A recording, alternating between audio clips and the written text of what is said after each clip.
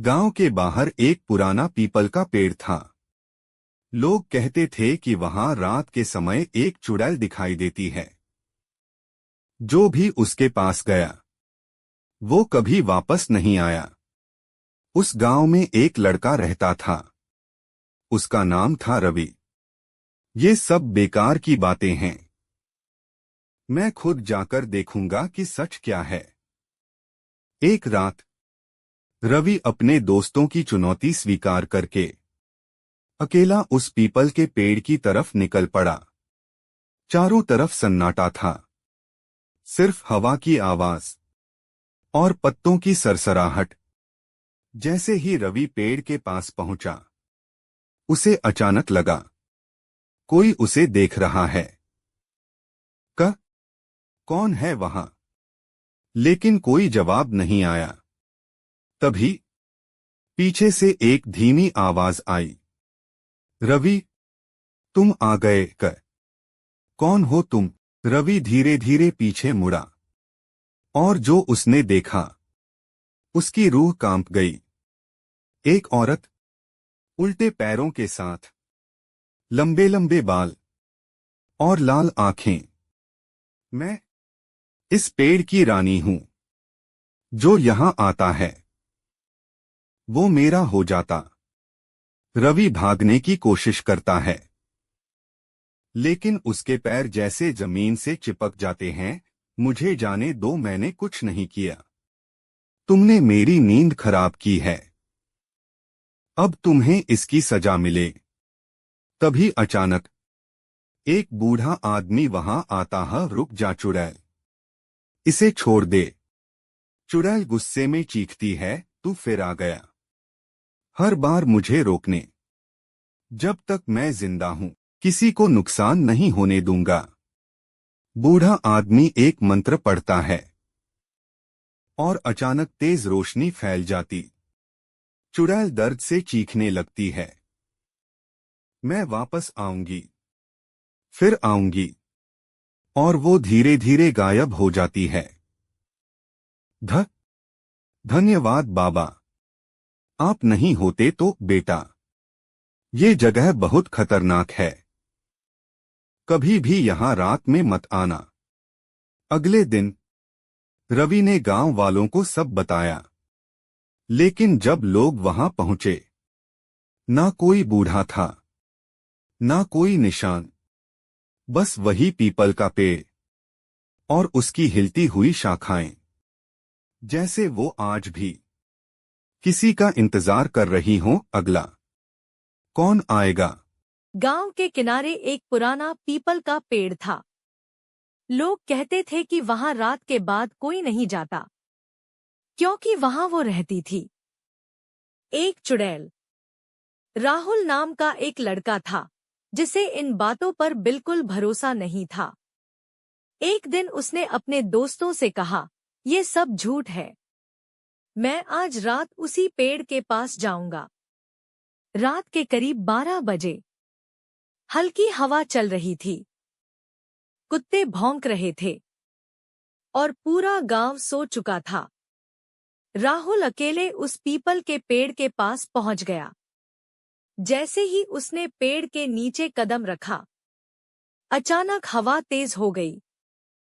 पेड़ की पत्तियां जोर जोर से हिलने लगी और तभी उसे किसी के रोने की आवाज सुनाई दी। कौन है वहां? राहुल ने डरते हुए पूछा। कोई जवाब नहीं, बस वही रोने की आवाज और तेज हो गई।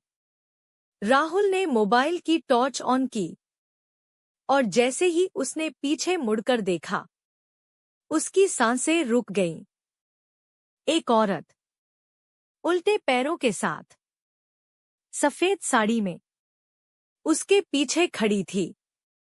उसके बाल बिखरे हुए थे और आंखें लाल, जैसे खून से भरी हों।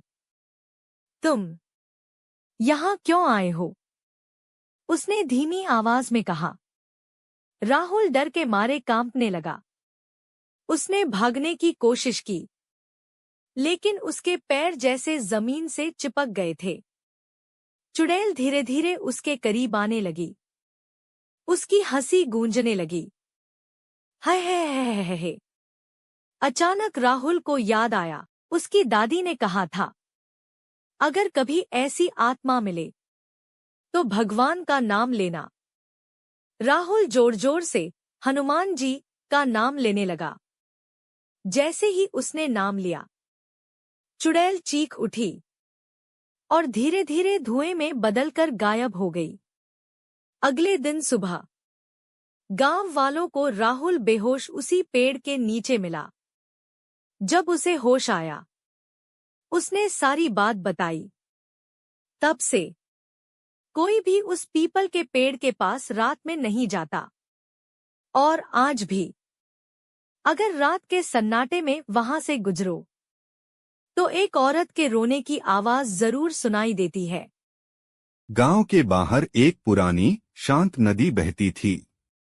दिन में वो बहुत सुंदर लगती थी, नीला पानी, ठंडी हवा और किनारे पर पेड़ों की छाया। लेकिन जैसे ही रात होती, वही नदी डरावनी बन जाती। गांव के बुजुर्ग कहते थे, रात के 12 बजे के बाद वहां मत जाना, वहां एक चुड़ैल रहती है। लोग बताते थे कि वो चुड़ैल कभी हंसती है, कभी रोती है और कभी कभी गाना भी गाती है। लेकिन किसी ने उसे ठीक से देखा नहीं था। सोनू की शरारत। गांव में एक लड़का था, सोनू। वो बहुत शरारती और थोड़ा बहादुर भी था। एक दिन उसने अपने दोस्तों से कहा, ये सब झूठ है, कोई चुड़ैल वुड़ैल नहीं होती। दोस्त बोले, अगर इतना ही भरोसा है तो आज रात जाकर देख ले। सोनू हंसते हुए बोला, ठीक है, आज मैं 12 बजे नदी किनारे जाऊंगा। डरावनी रात हो गई। पूरा गांव सो चुका था। सोनू चुपके से घर से निकला और नदी की ओर चल पड़ा। जैसे जैसे वो पास पहुंच रहा था, माहौल बदलने लगा। ठंडी हवा चलने लगी, पेड़ हिलने लगे। नदी के पास पहुंचते ही चारों तरफ सन्नाटा, सिर्फ पानी की छप छप आवाज। अचानक पीछे से एक अजीब सी आवाज आई, कौन है? चुड़ैल का सामना। सोनू धीरे धीरे पीछे मुड़ा और जो उसने देखा उससे उसकी सांस रुक गई। एक औरत खड़ी थी, लंबे बिखरे बाल, सफेद साड़ी और उसके पैर उल्टे थे। सोनू डर के मारे कांपने लगा, लेकिन फिर भी उसने हिम्मत करके पूछा, तब तुम चुड़ैल हो क्या? चुड़ैल अचानक हंस पड़ी, हाँ, मैं ही हूं। अजीब सच। सोनू ने सोचा अब तो वो गया। लेकिन चुड़ैल ने कुछ अजीब कहा, डर मत, मैं तुम्हें कुछ नहीं करूंगी। सोनू हैरान हो गया, तो लोग तुमसे डरते क्यों हैं? चुड़ैल धीरे से बोली, क्योंकि इंसान बिना जाने ही डर जाते हैं। असल में मैं बस अकेली हूं। दोस्ती की शुरुआत। अब सोनू का डर थोड़ा कम हो गया। वो बोला, तो फिर हम दोस्त बन सकते हैं। चुड़ैल मुस्कुराई, सच में कोई मुझसे दोस्ती करना चाहता है? सोनू बोला, हाँ, लेकिन तुम मुझे डराओ मत। चुड़ैल की शर्त। चुड़ैल बोली, ठीक है, लेकिन मेरी एक शर्त है।